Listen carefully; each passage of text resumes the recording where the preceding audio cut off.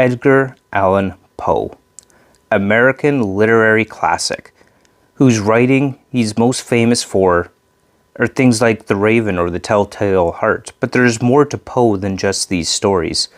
Well known for his dark and mysterious stories focusing on despair and death, Edgar Allan Poe wrote many stories, not all of which were focused on these particular aspects or these particular themes. And this will be the first in a 12 video series focusing on the collected works of Edgar Allan Poe.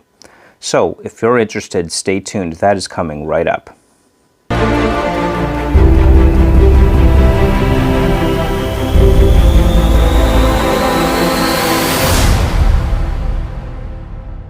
Good day and welcome to Drew's Book Review. So today is the first video in a 12 video series all about the collected works and poems of Edgar Allan Poe.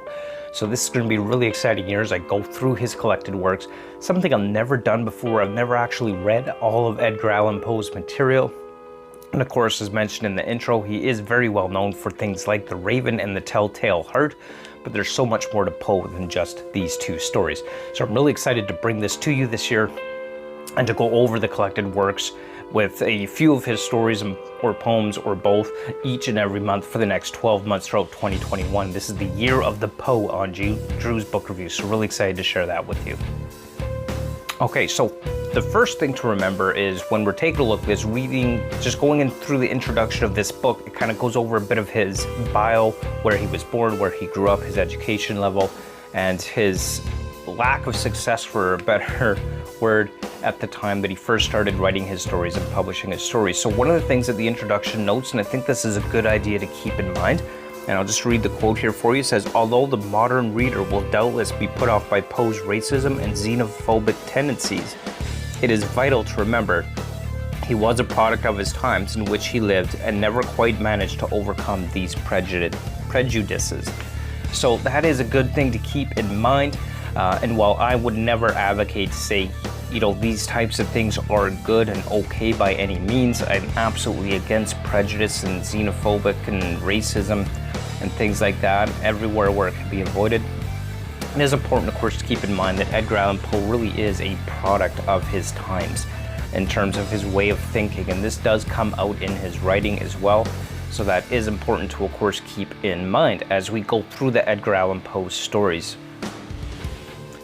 Okay, so the first story up is The Unparalleled Adventure of Mr. Hans Pfall. So this is kind of an interesting story. It is more of a science fiction story when we actually come down to the root of it. But the gist of it is that Mr. Hans Pfall suffered economic ruin. He was struggling with an insane amount of debt. He was depressed. He wanted to kill himself. He no longer wanted to be part of this world. So he came up with this ingenious solution on what he could do to no longer be part of the world, but at the same time not have to kill himself. He wouldn't have to die. He didn't really want to die, but he couldn't stand to be part of this world anymore because of the economic ruin that he suffered. So what he did is he built a hot air balloon, which he utilized as basically this spaceship, which he was going to take all the way to the moon. See, he had this idea that he could leave the Earth and go live on the moon instead. That way, he didn't have to kill himself, he didn't have to die, but he wouldn't have to be part of this world anymore. So the story starts out with him returning from this adventure and then leaving a letter for people to read so that we could know what his adventure was all about. As he goes on this adventure, he recounts his travels across the world on his way to the moon, where he meets this other civilization of people living on the moon, and his interactions with them and how he spent some time with them before eventually coming back to Earth. So it's kind of a fun little science fiction story about escaping the world and going to live somewhere else for a while. And that's kind of interesting because I never expected from Poe, to be honest, from what I knew of him, to be a science fiction writer. It's just not what I would have expected, but I don't know how else to classify this particular story. I mean, it's sci-fi, essentially. He's building a ship or a mode of transportation to take him to the moon. So that was kind of a fun little adventure with respect to Edgar Allan Poe's storyline, and not really something that I would have expected from a Poe story, to be completely honest. So I was pleasantly surprised to kind of see the sci-fi idea built within his story. Definitely it's not one of his more famous stories, that is for sure. But that was kind of a fun little adventure, and I have to say that I really enjoyed that kind of sci-fi twist on some of these stories from the minds of the early 1800s, which was kind of fun with respect to that. So that's essentially what we're looking at with the Adventure of Hans Pfall, and that was fun. So definitely, you know, if you like short stories, this might be an entertaining one for you to read. Keeping in mind, of course, the style of story writing is definitely not our modern styles that we see today. So the next story up we have is Goldbug. Now I think I've actually heard of this one before, but I didn't really know anything about it. So I wasn't really sure what Goldbug was about.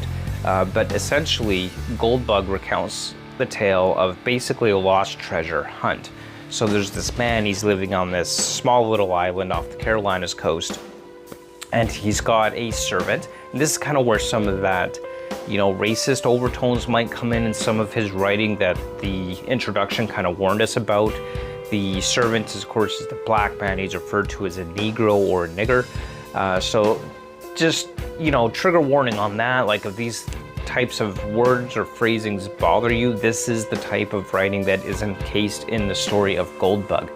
But essentially it is the story of a lost treasure hunt where this gold bug is discovered, and eventually that leads to us finding or discovering or decracking the code where a treasure has been buried on this island underneath this skull hanging from a tree.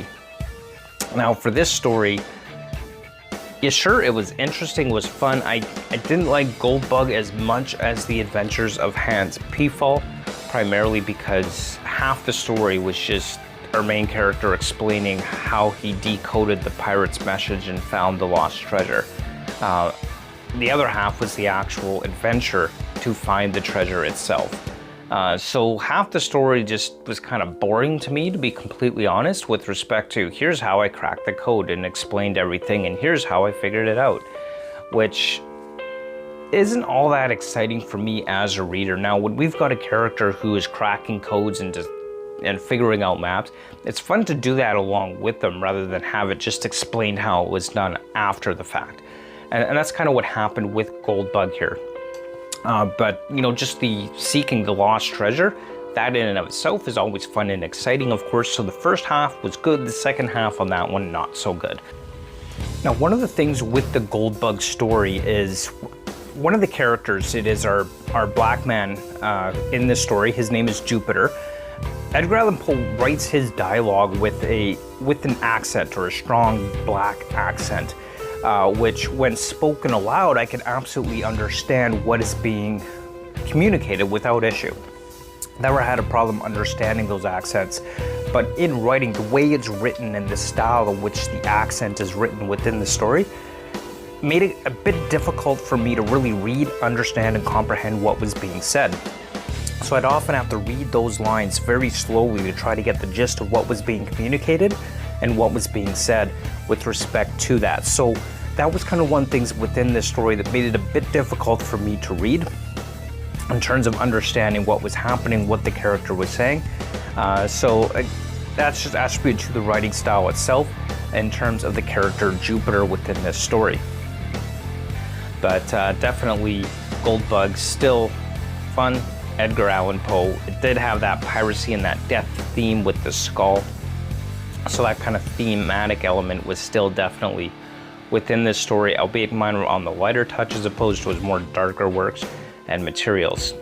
And the third story we have for this month is Four Beasts in One, the Homo Cameleopard. So this one, Poe tells us to imagine for a moment that we're in the year 3830.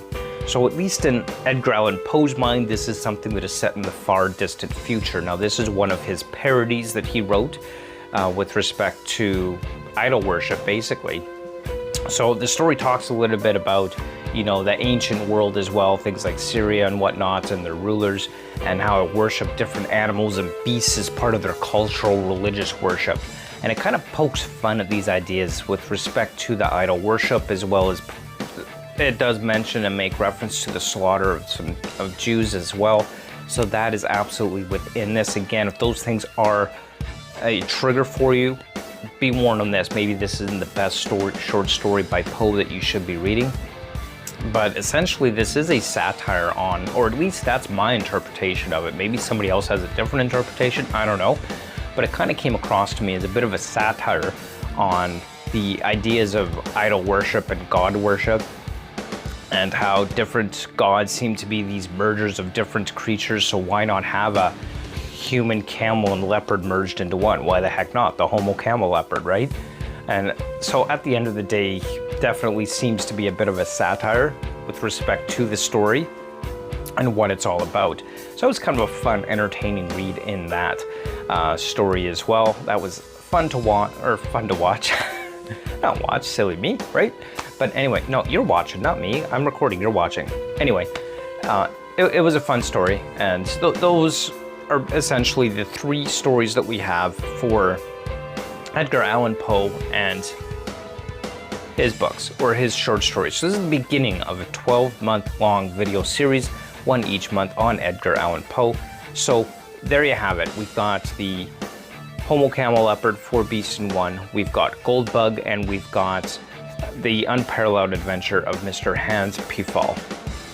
So definitely, if you do want to hear more about Edgar Allan Poe's short stories and collected works, stay tuned, because next month we're going to have another video on this, and that is what we have so far for Edgar Allan Poe. Again, don't forget to like, comment, and subscribe. I do have a Patreon now, so if you'd like to support this channel for as little as $1 per month, the link will be in the description below, so check that out. I do have a Discord if you'd like to join me over there. If I get more people in there, maybe we can start up some good conversations. Got a few in there right now. And yeah, thanks so much for watching. Do appreciate it. And, you know, until next time, keep on reading. Bye.